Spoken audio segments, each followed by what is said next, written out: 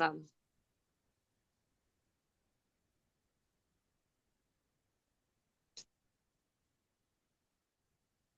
Ini harus on cam terus kah sampai akhir? Ya, yuk, sok. Mm-mm. Do gedein, Do. Mulai Udah. ya. Eh. Satu, dua, tiga. eh Baik. Assalamualaikum warahmatullahi wabarakatuh. Kami dari kelompok 3 akan memaparkan materi mengenai kejang demam. Selanjutnya, untuk anggota kelompoknya sendiri ada saya sendiri Carolina, Dilfa Aulia Putri, Fahriansyah Aditya, dan Firda Muzafiro. Definisinya sendiri, kejang demam merupakan bangkitan kejang yang terjadi pada anak berusia 6 bulan sampai 5 tahun yang timbul akibat kenaikan suhu tubuh, yaitu di atas 38 derajat Celcius yang disebabkan oleh proses ekstrakranial. Baik, selanjutnya prevalensi kita mengutip dari dua kutipan. Pertama dari menurut WHO dengan skala global di mana tahun 2019 lebih dari 18,5 juta dan lebih 155.000 diantaranya meninggal dunia. Angka kejadian dan prevalensi kejang demam di Eropa pada tahun 2018 sebesar 2-5%. Di Asia, kejang demam lebih tinggi yaitu 8,5-9,9%. Pada tahun yang sama, kejadian kejang demam bervariasi seperti di Jepang 8,8, di Gua 14%, dan di India 5-10%. Kemudian keja- kejang demam di Indonesia pada tahun 2021 mencapai 3-5%, di mana 90% diantaranya disebabkan oleh infeksi saluran pernafasan. Pada tahun 2017, 18,5% anak mengalami kejang demam dan keadaan ini semakin meningkat.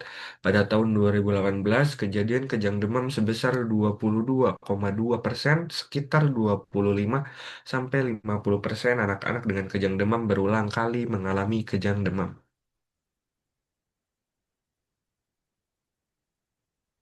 Kemudian dilanjut dengan faktor risiko, ada demam, efek vaksin dari mikroorganisme, respon alergi atau keadaan imun yang abnormal, aktivitas infeksi, perubahan keseimbangan cairan dan elektrolit, predisposisi genetik, perubahan metabolisme neuron, dan hiponatremia.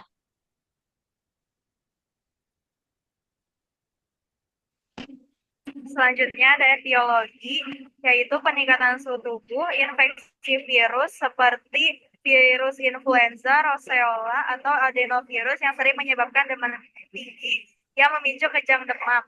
Lalu ada keracunan alkohol, teofilin, kokain, ada tumor otak, dan juga pendarahan intrakranial, yaitu perdarahan dalam otak yang bisa menyebabkan tekanan intrakranial meningkat dan memicu kejang.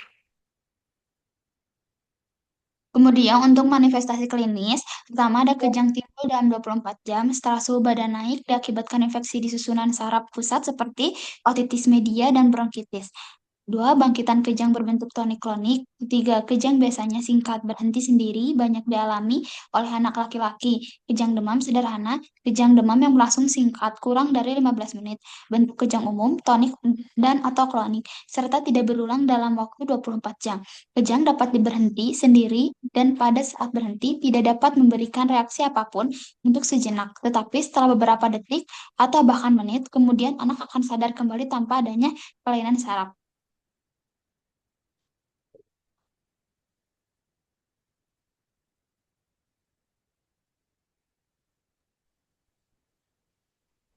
Selanjutnya ada klasifikasi kejang demam, yaitu ada kejang demam sederhana dan juga kompleks. Untuk kejang demam sederhana ini berlangsung singkat, yaitu kurang dari 15 menit, tonik-klonik, dan terjadi kurang dari 24 jam tanpa gambaran vokal dan pulih dengan spontan. Lalu untuk kejang demam kompleks biasanya menunjukkan gambaran kejang vokal atau parsial satu sisi atau kejang umum yang didahului kejang parsial. Durasinya ini lebih dari 15 menit dan berulang atau lebih dari satu kali kejang selama 24 jam.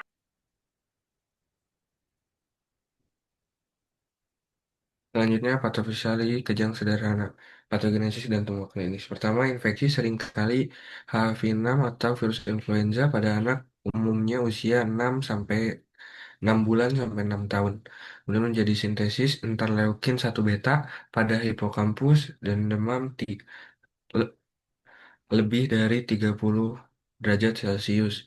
Peningkatan suhu otak secara eksogen misalnya mandi air panas sehingga menyebabkan kondisi fisiologis.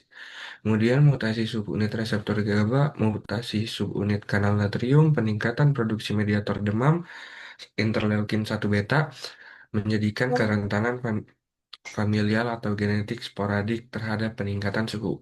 Peningkatan kemudian di antara kedua itu menyebabkan peningkatan suhu mempengaruhi kanal-kanal ion, kenaikan glutamat dan atau keturunan GABA, eksibilitas naik dan sinkronasi aktivitas. Kemudian fungsi lumbal perlu dipertimbangkan untuk menyingkirkan infeksi serius seperti meningitis. Kejang sederhana dibagi menjadi dua, aktivitas tonik klonik umum tunggal tanpa tanda-tanda vokal yang berlangsung kurang dari 15 menit ataupun menjadi EEG dan MRI diobati. MRI biasanya tidak diindikasikan. Kemudian kejang demam kompleks etiologi yang mendasari berbeda. Kejang demam sederhana tanda-tanda vokal selama kejang yaitu ada deviasi mata, kepala menoleh, dan sebagainya. Berlangsung lebih dari 15 menit. Status epilepticus febrile. Kemudian di sini ada diagnosis. Pertama ada anamnesis. Harus bisa membedakan apakah serangan yang terjadi adalah kejang atau serangan yang menyerupai kejang berdasarkan anamnesis dan pemeriksaan fisis. Kejang demam, jenis kejang dapat ditentukan berdasarkan deskripsi serangan yang akurat. Kejang parsial simple, kejang parsial psikomotor kompleks, kejang tonik-klonik, atau epilepsi grand mal. Seperti gambar tersebut. Kemudian di sini ada diagnosis. Pertama ada laboratorium, ini berfungsi untuk mengecek darah dan sebagainya. Kemudian ada fungsi lumbal. Fungsi lumbal ini untuk menyingkirkan penyakit seperti meningitis.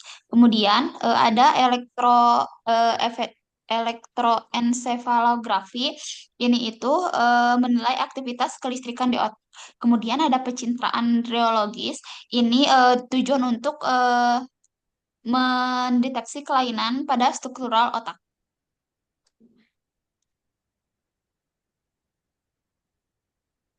Selanjutnya ada algoritma terapi dari kejang demam. Untuk yang pertama itu, sebelum dibawa ke rumah sakit atau pre-hospital, itu pertolongan pertamanya diberikan diazepam 5-10 mg per rektal, maksimal 2 kali jarak 5 menit. Eh, Waktunya itu 0-10 menit. Lalu untuk apabila sudah dibawa ke rumah sakit atau unit gawat darurat, dicek jalan napasnya, kemudian oksigenasi dan sirkulasinya. Setelah itu diberikan diazepam 0,25 sampai 0,5 mg per kilogram berat badan secara intravena dengan kecepatan 2 miligram per menit, maksimal 20 miligram. Atau dapat juga diberikan midazolam 0,2 miligram per kilogram berat badan intravena. Atau juga dapat diberikan lorazepam 0,05 sampai 0,1 miligram per kilogram secara intravena. Waktunya itu 10 sampai 20 menit. Dan dimonitor tanda vital, EKG, gula darah, elektrolit serum, analisis gas darah, puls oximetri, dan koreksi kelainan. Setelah itu apabila kejangnya juga berlanjut, dapat diberikan phenytoin, dosisnya itu 20 mg per kilogram secara intravena, waktunya itu 20 sampai 30 menit. Catatannya dapat diulang dengan tambahan 5-10 mg per kilogram, maksimal 30 mg per kilogram. Atau dapat juga diberikan fenobarbital 20 mg per kilogram secara intravena. Untuk waktu kerjanya itu 30 sampai 60 menit.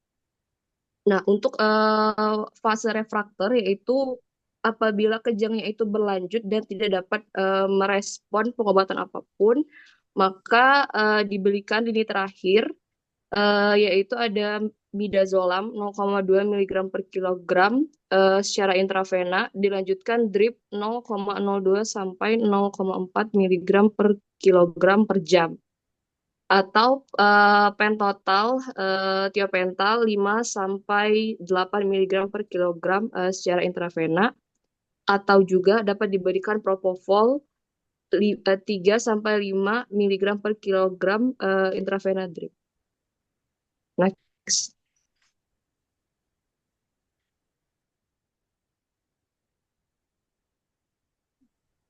Yang pertama ada diazepam. Mekanisme kerjanya yaitu mengikat reseptor benzodiazepin stereospesifik pada neuron asam gamma aminobutyric atau GABA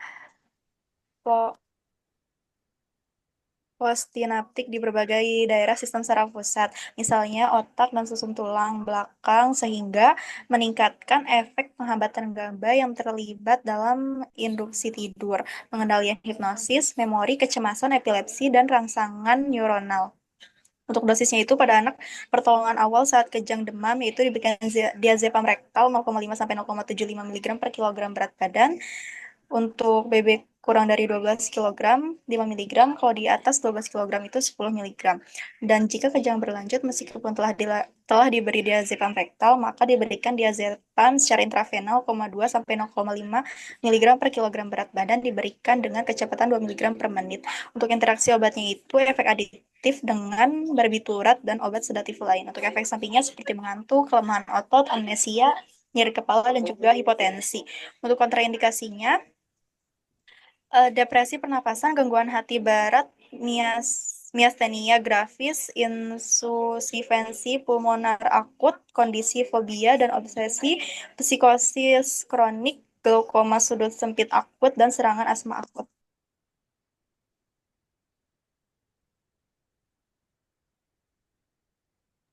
Selanjutnya diberikan midazolam, yaitu mekanisme kerjanya mengikat reseptor benzodiazepin stereospesifik pada neuron GABA postinaptik di berbagai lokasi dalam SSP, termasuk sistem limbik dan formasi retikuler. Peningkatan efek penghambatan GABA pada eksitabilitas neuronal dihasilkan oleh peningkatan permeabilitas membran neuronal terhadap ion Cl yang menghasilkan hiperpolarisasi dan stabilisasi.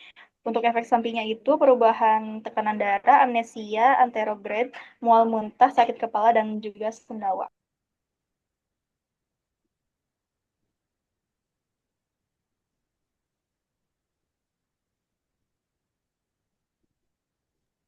Next.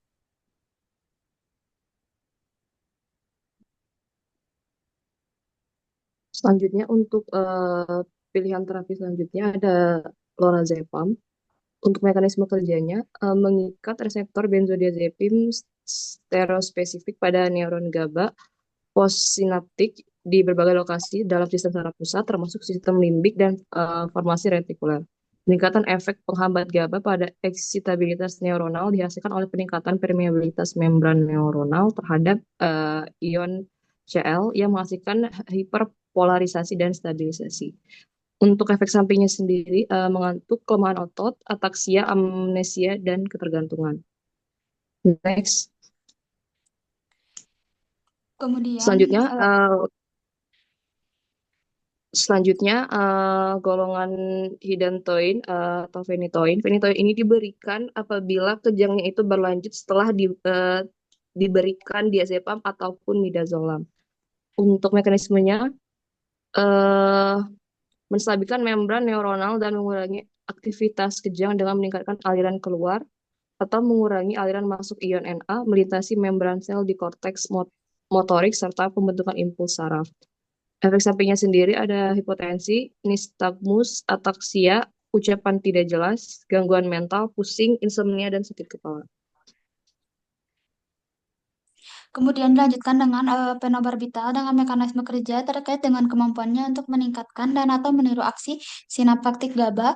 Obat ini menekan korteks sensorik, mengurangi aktivitas motorik, mengubah fungsi cerebellum, dan menimbulkan rasa kantuk, sedasi, dan hipnosis. Kemudian untuk efek sampingnya, mengantuk, alergi, depresi mental, dan ataksia. Kemudian dilanjutkan dengan Propofol, mekanisme kerjanya menghasilkan efek sedatif atau anestesi melalui modulasi positif fungsi penghambatan neurotransmitter GABA melalui reseptor GABA dan kemungkinan mengurangi aktivitas glutamatergik melalui blokade reseptor NMDA. Kemudian efek sampingnya ada anafilaksis propofol.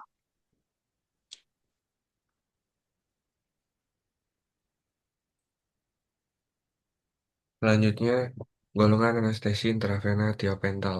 Dengan mekanisme kerja, tiopental berikatan pada tempat pengikatan yang berbeda yang diikatkan dengan ion por Cl pada reseptor GABA sehingga meningkatkan durasi waktu ionophore Cl terbuka. Oleh karena itu, efek penghambatan pasca inaps GABA di talamus diperpanjang. Dengan efek sampingnya tiopental sodium atau pentanol yang sering ditemukan adalah depresi napas dan hipotensi. Next. Kemudian diberikan terapi non-farmakologi di antaranya ada kompres hangat, makan makanan berkuah, minum-minum hangat. Bila terjadi kejang, longgarkan pakaian anak ataupun rekan-rekan semua dan segera dibawa ke fasilitas kesehatan. Kemudian konsumsi buah-buahan yang banyak mengandung air bisa berupa jus, susu, teh, dan minuman lainnya. Kemudian outcome terapinya diantaranya ialah menurunkan demam, minimalkan risiko kejang demam berulang atau mengalami kejang demam yang lebih kompleks, meredakan gejala inflamasi akibat sifofaringitis sebab bagian besar kejang demam dapat sembuh tanpa komplikasi dan tidak memiliki risiko epilepsi di kemudian hari. Next. Berikut Berikut daftar daftar pustaka yang kami gunakan. Sekian pemaparan dari kelompok kami, kelompok ketiga bagi rekan-rekan semua yang ingin bertanya, dipersilahkan menaruh pertanyaannya di kolom komentar di bawah YouTube ini.